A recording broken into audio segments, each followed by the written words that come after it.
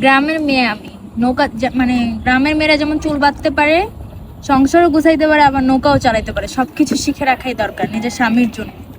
সুপ্রিয় দর্শক, আসসালামু আলাইকুম। জীবন গল্পে আপনাদের স্বাগতম। ক্যামেরার সামনে ছোট্ট একটি বোন রয়েছে, ছোট্ট একটি মাঝি আমাদের মাঝে।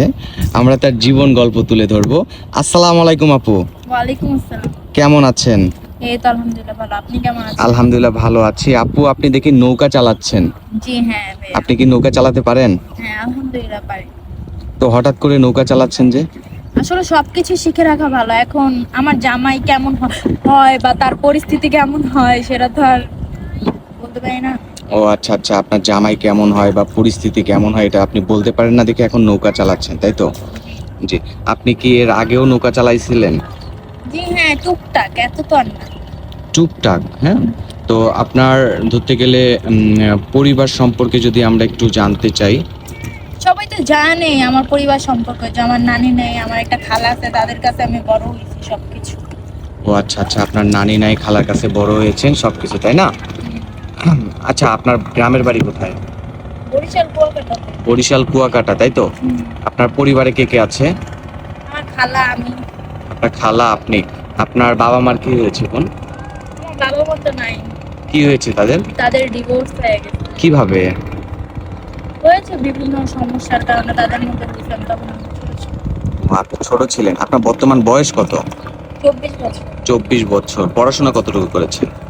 করেছি, ইন্টার পরীক্ষা দিতে পারি নাই। ইন্টার পর্যন্ত করছেন, পরীক্ষা দিতে পারেন নাই, তাই না?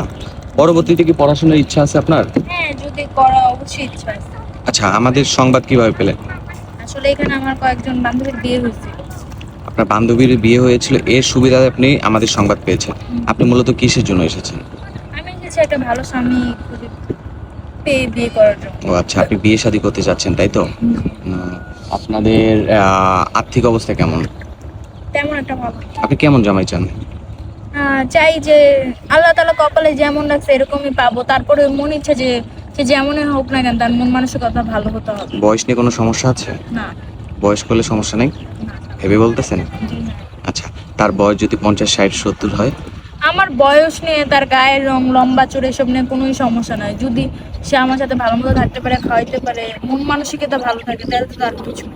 কেন আসলে জীবন সুখে এমন হওয়া উচিত যে মানসিক শান্তি দিতে সে পারে। যদি আপনাকে বাইরে নিয়ে যেতে চায়, প্রবাসে? সমস্যা নেই।